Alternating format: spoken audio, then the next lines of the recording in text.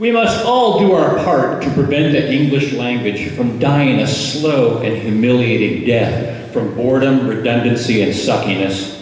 Countless other languages are more interesting, more fun, and just plain cooler than English. In English, my name is Robert Bolman, but in the lilting, sing-songy cadence of Spanish, I'm Roberto Bolman. We all knew that French was cool in watching Monty Python's Search for the Holy Grail. The guy said, "I am French, why do you think I speak with this outrageous accent?"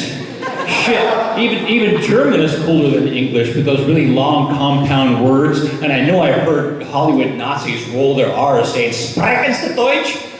So whenever possible, we should evolve the English language, freely creating new words. For example, even in formal writing, I use words like gonna and wanna, even though they're not yet formally adopted by Merriam-Webster or Oxford. But we can create new words, like, for example, jeet, J-E-E-T. It means, did you eat? Or shawi, S-H-A-W-E-E. That means, shall we? Or sko, S-K-O, which means let's go, or let us go. So in other words, you can have an entire conversation that would have required 7 or 8 words with just 3 words, jeet, shall we, so. How cool is that? While Spanish and other languages roll their R's, with little practice we can also learn to roll our L's. I would love to see people speak more creatively. There are those who would view Africa as a dark and backwards continent, but how come that's where they have those cool languages with the various clicking sounds? Now, what 6-year-old hasn't made these sounds?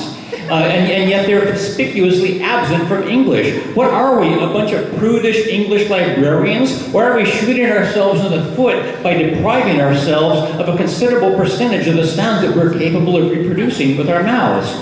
Now, James Brown was really cool. And, well, he spun out a little toward the end with the angel dust and the handguns. But still, JB was wicked cool, and he was kind of like a savage. I mean, like, wow, he had this savage thing going on, right? So evolutionary speaking, it was not that long ago that we were all savages. So it's inappropriate that our language should have so fully departed from the screams and howls of our ancestors. Wow, blah, blah, boom, blah. Those are really awesome words that we can incorporate into our language. One area where we can take the reins of saving the English language is with our own names. Names do evolve over the generations. My generation saw lots of Roberts and Deborahs, and then the 1970s brought us lots of Jasons, Jeremys, and a great big sloppy shitload of Jennifers. and so fucking many Jennifers.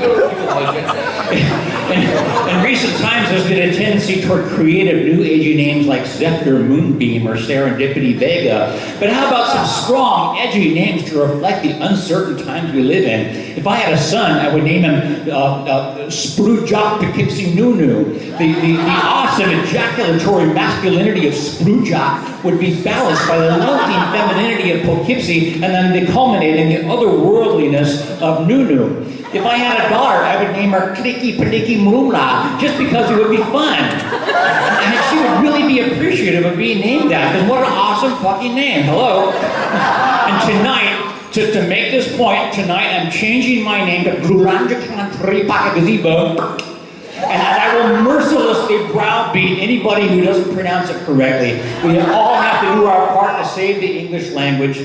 So good night, I am Grulanjakan Tripakagazibo. Thank you very much for listening. Wow!